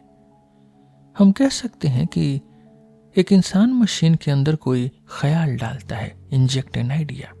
मशीन उस पर थोड़ी हलचल करती है और फिर शांत हो जाती है, ठीक वैसे ही जैसे पियानो के तार पर चोट करने से आवाज आती है और फिर सन्नाटा छा जाता है। इसे समझने के लिए एक और एग्जाम्पल लेते हैं। मान लीजिए एक ईंधन का एक ढेर है, एटॉमिक पाइल है। अगर यह ढेर छोटा है तो बाहर से आने वाला एक न्यूट्रॉन थोड़ी हलचल मचाएगा और फिर वो हलचल खुद ब खुद शांत हो जाएगी। लेकिन अगर ढेर काफी बड़ा हो तो बाहर से आने वाला एक छोटा सा कण भी ऐसी हलचल पैदा करेगा जो बढ़ती ही जाएगी और पूरे ढेर को दहका देगी। क्या इंसानी दिमाग और मशीनों के साथ भी ऐसा ही कुछ होता है? लगता है कि इंसानी दिमाग के मामले में यह बात सही है। ज्यादातर दिमाग शांत होते हैं, सब क्रिटिकल। यानी अगर ऐसे दिमाग को कोई एक ख्याल दिया जाए तो बदले में औसतन एक नया ख्याल भी पैदा नहीं होता। लेकिन कुछ दिमाग ऐसे होते हैं जो खुद ब खुद बढ़ते हैं, सुपर क्रिटिकल होते हैं। उन्हें अगर एक छोटा सा ख्याल दिया जाए तो उसे वो सैकड़ों ख्यालों में बदलकर और पूरी की पूरी थियरी खड़ी कर देते हैं। जानवरों के दिमाग तो बिल्कुल शांत ही होते हैं। अब इसी एग्जाम्पल को ध्यान में रखकर हम पूछते हैं कि क्या ऐसी मशीन बनाई जा सकती है जो खुद ब खुद बढ़ने वाली हो, यानी सुपर क्रिटिकल हो। यहां प्याज के छिलकों वाली एग्जाम्पल भी काम की है। जब हम दिमाग के काम करने के तरीके पर गौर करते हैं तो हमें कुछ ऐसे काम मिलते हैं जिन्हें मशीनी तरीके यानी मैकेनिकल टर्म से समझाना बहुत आसान है। हम कहते हैं कि यह तो असली दिमाग नहीं है, यह तो बस एक छिलका है जिसे हमें हटा देना चाहिए ताकि हम असली दिमाग तक पहुंच सकें। पर जब हम उसे हटाते हैं तो हमें एक और छिलका मिल जाता है जिसे हटाना पड़ता है, और यह सिलसिला चलता रहता है।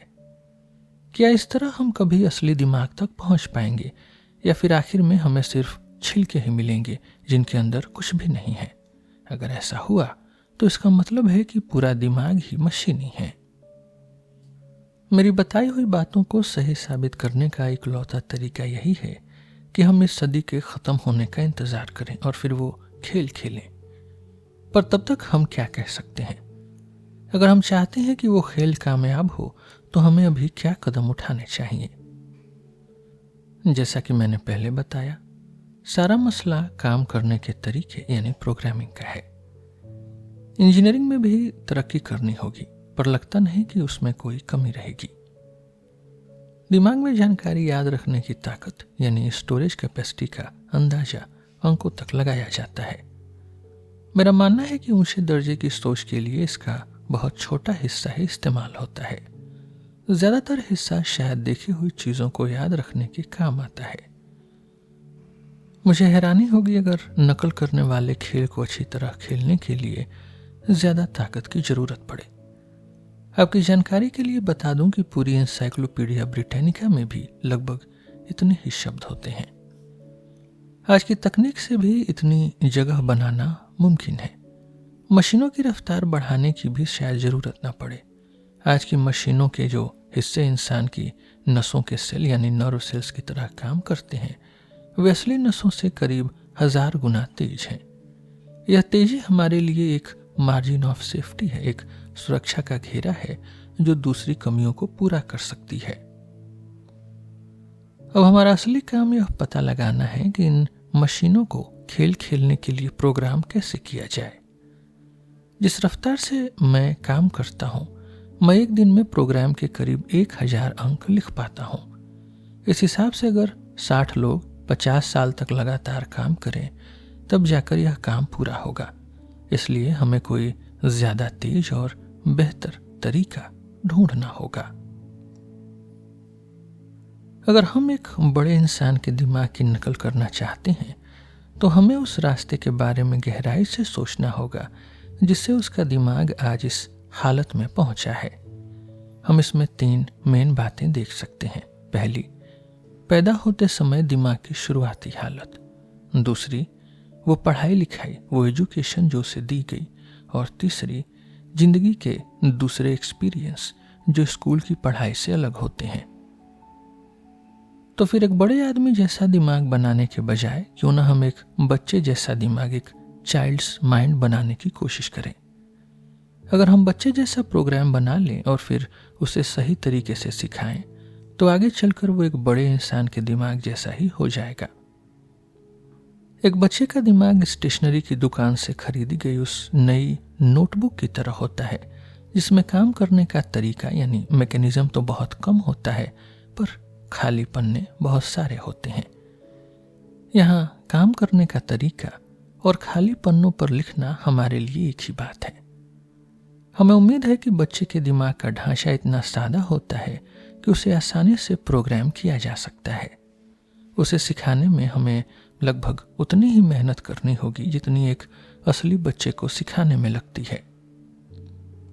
इस तरह हमने अपनी मुश्किल को 2 हिस्सों में बांट दिया है, बच्चे जैसा प्रोग्राम यानी चाइल्ड प्रोग्राम और उसे सिखाने का तरीका यानी एजुकेशन प्रोसेस।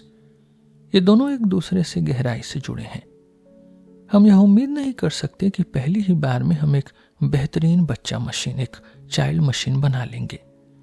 हमें एक मशीन को सिखाने का एक्सपेरिमेंट करना होगा और देखना होगा कि वो कितना सीखती है।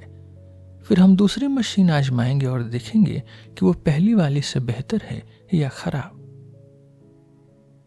इस तरीके का सीधा नाता दुनिया के इवोल्यूशन से है, जिसे हम इस तरह समझ सकते हैं। बच्चे जैसी मशीन की बनावट यानी बाप दादा से मिली खूबियां यानी हेरिडिटरी मटेरियल। मशीन में आने वाले बदलाव यानी नए बदलाव यानी म्यूटेशन और सही मशीन को चुनना यानी एक्सपेरिमेंट करने वालों का फैसला यानी जजमेंट।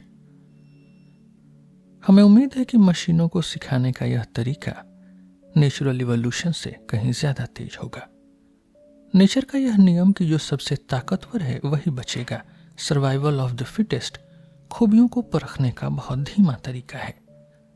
लेकिन एक इंसान अपनी इंटेलिजेंस का इस्तेमाल करके इस काम की रफ्तार बढ़ा सकता है। सबसे बड़ी बात यह है कि उसे सिर्फ किस्मत के भरोसे नहीं बैठना होगा। अगर उसे मशीन में कोई कमी दिखेगी तो वो सोच समझकर उसमें ऐसे बदलाव, ऐसे म्यूटेशन कर पाएगा जिससे वो मशीन और बेहतर हो जाए। हम मशीन को बिल्कुल वैसे नहीं सिखा सकते जैसे एक आम बच्चे को सिखाते हैं। एग्जाम्पल के तौर पर उसके पास पैर नहीं होंगे तो हम उसे बाहर जाकर कोयले की अंगीठी कोल स्कटल भरने के लिए नहीं कह सकते। शायद उसके पास आंखें भी न हो, भले ही इंजीनियर अपनी कारीगरी से इन कमियों को दूर कर दें, लेकिन अगर हम ऐसी मशीन को स्कूल भेजेंगे तो दूसरे बच्चे उसका बहुत मजाक उड़ाएंगे। इसलिए उसे घर पर ही अलग से ट्यूशन देनी होगी। हमें उसके हाथ पैर या आंखों की ज्यादा चिंता करने की जरूरत नहीं है। हेलन केलर की एग्जाम्पल हमें दिखाती है कि अगर एक्सपर्ट और डिसाइपल के बीच बात पहुंचाने का कोई भी जरिया हो तो पढ़ाई लिखाई मुमकिन है। सिखाने के काम में हम अक्सर इनाम और सजा यानी पनिशमेंट्स और रिवॉर्ड का इस्तेमाल करते हैं। कुछ आसान चाइल्ड मशीनें इसी नियम पर बनाई या प्रोग्राम की जा सकती हैं। मशीन को इस तरह बनाया जाए कि जिस काम के तुरंत बाद उसे सजा का इशारा मिले वो उस काम को दोबारा न करे, और जिस काम के लिए उसे इनाम मिले उसे बार बार दोहराने की उसकी प्रोबेबिलिटी बढ़ जाए। इन डेफिनेशंस के लिए मशीन के अंदर किसी फीलिंग्स के होने की जरूरत नहीं है। मैंने ऐसी एक चाइल्ड मशीन के साथ कुछ एक्सपेरिमेंट्स किए हैं और उसे कुछ चीजें सिखाने में कामयाब भी रहा, लेकिन वो सिखाने का तरीका इतना अलग था कि उसे पूरी तरह सफल नहीं कहा जा सकता। इनाम और सजा का इस्तेमाल सिखाने की प्रोसेस का सिर्फ एक हिस्सा हो सकता है। मोटे तौर पर कहें तो अगर टीचर के पास बात पहुंचाने का और कोई जरिया न हो तो मशीन को उतनी ही जानकारी मिल पाएगी जितने उसे इनाम या सजा मिले हैं। अगर किसी बच्चे को कोई कविता याद करनी हो और उसे हर गलत जवाब पर एक थप्पड़ पड़े तो वो बेचारा बहुत ही दुखी महसूस करेगा। इसलिए बातचीत के लिए कुछ दूसरे बिना जज्बात वाले अनइमोशनल रास्तों की जरूरत है।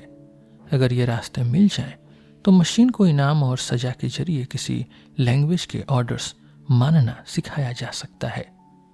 इस लैंग्वेज के इस्तेमाल से बार बार इनाम और सजा देने की जरूरत बहुत कम हो जाएगी। चाइल्ड मशीन कितनी कॉम्प्लेक्स होनी चाहिए, इस पर सबकी राय अलग अलग हो सकती है। एक तरीका यह है कि इसे जनरल प्रिंसिपल्स के हिसाब से जितना हो सके उतना सादा रखा जाए, या फिर दूसरा तरीका यह है कि इसमें सोचने समझने का पूरा पक्का तरीका लॉजिकल इन्फरेंस पहले से ही बिल्ट इन यानी फिट कर दिया जाए। दूसरे वाले मामले में मशीन की याददाश्त ज्यादातर डिफिनीशंस और प्रोपोजिशंस यानी दलीलों से भरी होंगी। ये दलीलें कई तरह की हो सकती हैं, जैसे फैक्ट्स, कंजक्चर्स यानी अंदाजे, थ्योरम्स यानी मैथमेटिक्स से साबित हुई बातें, या किसी बड़े टीचर की कही हुई बातें। कुछ बातों को हम इंपरेटिव्स यानी हुक्म कह सकते हैं। मशीन को इस तरह बनाया जाना चाहिए कि जैसे ही किसी हुक्म को पक्की बात या फैक्ट्स मान लिया जाए, मशीन तुरंत उस पर काम शुरू कर दे। इसे हम एग्जाम्पल से समझते हैं। मान लीजिए टीचर ने मशीन से कहा, अभी अपना होमवर्क करो। इससे मशीन की याददाश्त में यह बात जुड़ जाएगी कि टीचर ने होमवर्क करने को कहा है। दूसरी पक्की बात यह हो सकती है कि टीचर जो भी कहते हैं वो सच होता है। इन दोनों बातों को मिलाकर मशीन इस नतीजे पर पहुंचेगी कि उसे अभी अपना होमवर्क करना है, और क्योंकि मशीन को बनाया ही ऐसा गया है इसलिए वो वाकई होमवर्क करना शुरू कर देगी। यह तरीका काफी असरदार है। मशीन के सोचने का तरीका ऐसा होने की जरूरत नहीं है जो बड़े बड़े विद्वानों को खुश कर सके। जरूरी नहीं कि हम मशीन के लिए हर चीज के बहुत कड़े नियम बनाएं। जैसे हमें पहाड़ की चोटी पर खाई के पास जाने से रोकने के लिए हमेशा बाड़ लगाने की जरूरत नहीं होती। बस एक पक्की हिदायत, एक इंपेरेटिव ही काफी है कि किनारे के बहुत पास मत जाओ। क्योंकि इस मशीन के हाथ पैर नहीं है, इसलिए वो जो भी हुक्म मानेगी, जो भी इंपेरेटिव्स मानेगी, वो दिमाग वाले काम ही होंगे। जैसे कि ऊपर दिया गया होमवर्क वाला एग्जाम्पल। इनमें सबसे जरूरी हुक्म वो होंगे जो यह तय करेंगे कि किस नियम को पहले इस्तेमाल करना है और किसे बाद में। असल में जब हम किसी नियम का पालन करते हैं तो हमारे सामने कई रास्ते होते हैं। आप किस रास्ते को चुनते हैं, यही एक समझदार और एक कम अकल इंसान के बीच का फर्क तय करता है। इस तरह के हुक्म कुछ ऐसे हो सकते हैं। अगर एक तरीका दूसरे से ज्यादा तेज साबित हो चुका है तो पुराने और सुस्त तरीके का इस्तेमाल मत करो। इनमें से कुछ बातें मशीन को बाहर से टीचर द्वारा सिखाई जा सकती हैं और कुछ मशीन खुद अपने तजुर्बे यानी साइंटिफिक इंडक्शन से पैदा कर सकती है। सीखने वाली मशीन यानी लर्निंग मशीन का ख्याल शायद कुछ लोगों को एक पहेली जैसा लग सकता है, एक पैराडॉक्स जैसा। लोग पूछ सकते हैं कि मशीन के काम करने के नियम, रूल्स ऑफ ऑपरेशन कैसे बदल सकते हैं। नियम तो ऐसे होने चाहिए जो पूरी तरह यह बता सकें कि मशीन हर हालात में क्या करेगी, चाहे उसका पिछला इतिहास जो भी रहा हो। यानी नियम कभी नहीं बदलते, टाइम इनवेरिएंट है। यह बात बिल्कुल सच है। इस पहेली, इस पैराडॉक्स का जवाब यह है कि जो नियम सीखने के दौरान बदलते हैं वे बहुत ही मामूली और थोड़े समय के लिए होते हैं। इसे आप अमेरिका के कॉन्स्टिट्यूशन की तरह समझ सकते हैं, जहां बुनियादी कानून तो वही रहता है पर समय के साथ उसमें छोटे मोटे बदलाव किए जाते हैं। सीखने वाली मशीन यानी लर्निंग मशीन की एक खास बात यह है कि उसे सिखाने वाला टीचर अक्सर इस बात से बेखबर होता है कि मशीन के अंदर क्या चल रहा है। हालांकि वो काफी हद तक यह अंदाजा लगा सकता है कि उसका मशीन, उसकी शागिर्द, उसका प्यूपिल आगे क्या करेगा। यह बात तब और भी सच हो जाती है जब एक अच्छी तरह तैयार की गई चाइल्ड मशीन को आगे की एजुकेशन दी जाती है। यह आम मशीनों के काम करने के तरीके से बिल्कुल अलग है। आम मशीनों में हिसाब किताब यानी कंप्यूटेशंस कराते वक्त हमारा मकसद यह होता है कि हमें हर पल पता हो कि मशीन के दिमाग के किस हिस्से में क्या चल रहा है। पर असल में यह करना बहुत मुश्किल होता है। इस बात को देखते हुए यह कहना बहुत अजीब लगता है कि मशीन सिर्फ वही कर सकती है जो हम उसे करने का हुक्म देते हैं। सच तो यह है कि मशीन में डाले गए ज्यादातर प्रोग्राम्स ऐसा काम करते हैं जिनका हमें कोई मतलब समझ नहीं आता या जो हमें बिल्कुल बेतुका लगता है। समझदारी भरा बर्ताव या इंटेलिजेंट बिहेवियर शायद वही है जो हिसाब किताब के एकदम सख्त अनुशासन यानी डिसिप्लिन बिहेवियर से थोड़ा सा अलग हो। पर यह बदलाव इतना भी ज्यादा नहीं होना चाहिए कि काम बिल्कुल बेमतलब हो जाए, रैंडम हो जाए या मशीन एक ही बात के गोल चक्कर यानी लूप्स में फंस जाए। मशीन को सिखाने और नकल करने वाले खेल यानी इमिटेशन गेम के लिए तैयार करने का एक और बड़ा फायदा यह है कि इंसानी गलतियां उसमें नेचुरली तौर पर आ जाती हैं। इसके लिए मशीन को अलग से कोई गलतियां करना सिखाना नहीं पड़ता। जो चीजें सीखी जाती हैं उनके नतीजे हमेशा 100% सही नहीं होते और अगर वे हमेशा सही होते तो उन्हें कभी भुलाया या सुधारा नहीं जा सकता था। सीखने वाली मशीन यानी लर्निंग मशीन में इत्तेफाक वाला हिस्सा जोड़ना, रैंडम एलिमेंट जोड़ना शायद एक अक्लमंदी का काम होगा। जब हम किसी मुश्किल का हल ढूंढ रहे होते हैं तो यह इत्तेफाक काफी काम आता है। एग्जाम्पल के तौर पर अगर हमें 50 और 200 के बीच कोई ऐसा नंबर ढूंढना हो जो एक खास नियम पर खरा उतरे तो एक तरीका तो यह है कि हम 51 फिर 52 और ऐसे ही एक एक करके आगे बढ़ें। दूसरा तरीका यह है कि हम बिना किसी तरतीब के बस रैंडम से कोई भी नंबर चुनकर आजमाएं जब तक कि सही नंबर न मिल जाए। इस दूसरे तरीके का फायदा यह है कि हमें यह याद रखने की जरूरत नहीं पड़ती कि हमने पहले कौन कौन से नंबर आजमाए हैं। हाँ, इसमें एक नुकसान यह है कि शायद हम एक ही नंबर को 2 बार आजमा लें, पर अगर उस मुश्किल के कई सारे सही जवाब हों, कई सारे सॉल्यूशंस हों, तो इससे कोई खास फर्क नहीं पड़ता। पहले वाले लाइन से चलने वाले तरीके यानी सिस्टमेटिक मेथड से यह डर रहता है कि शायद शुरुआत में ही कोई ऐसा बहुत बड़ा हिस्सा आ जाए जहां कोई जवाब हो ही ना, और हम वहीं बहुत देर तक फंसे रह जाएं। अब अगर गौर करें तो सीखने के मतलब यानी लर्निंग प्रोसेस को भी हम एक खोज की तरह देख सकते हैं। मशीन ऐसा बर्ताव ढूंढने की कोशिश करती है जिससे टीचर खुश हो जाए, क्योंकि ऐसे बिहेवियर के कई सही तरीके हो सकते हैं। इसलिए रैंडम मेथड या इत्तेफाक वाला तरीका लाइन से चलने वाले तरीके से बेहतर लगता है। गौर करने वाली बात यह है कि नेचर में होने वाले बदलावों यानी इवोल्यूशन में भी यही तरीका इस्तेमाल होता है। वहां लाइन से हर चीज आजमाना नामुमकिन है।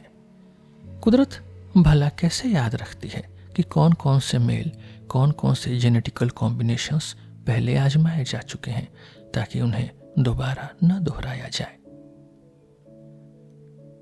हम यह उम्मीद कर सकते हैं कि आगे चलकर मशीनें समझदारी वाले हर काम यानी इंटेलेक्चुअल फील्ड्स में इंसानों की बराबरी करेंगी। पर सवाल यह है कि सबसे पहले किस काम से शुरुआत की जाए। यह फैसला करना भी मुश्किल है। बहुत से लोग सोचते हैं कि चेस जैसे दिमागी खेल में शुरुआत करना सबसे अच्छा होगा। वहीं कुछ लोगों का मानना है कि मशीन को बेहतरीन देखने और सुनने वाले पुर्जे यानी सेंस ऑर्गन्स दिए जाएं और फिर उसे इंग्लिश समझना और बोलना सिखाया जाए। यह तरीका बिल्कुल वैसा ही होगा जैसे किसी छोटे बच्चे को सिखाया जाता है। चीजों की तरफ इशारा करना, उनका नाम बताना और धीरे धीरे बात समझाना। मैं फिर से यही कहूंगा कि मुझे नहीं पता कि सही रास्ता कौन सा है, पर मुझे लगता है कि हमें दोनों ही तरीकों को आजमा कर देखना चाहिए। हम फ्यूचर में बहुत दूर तक तो नहीं देख सकते, पर जितनी थोड़ी दूर तक हम देख पा रहे हैं वहां भी करने के लिए बहुत सारा काम बाकी है।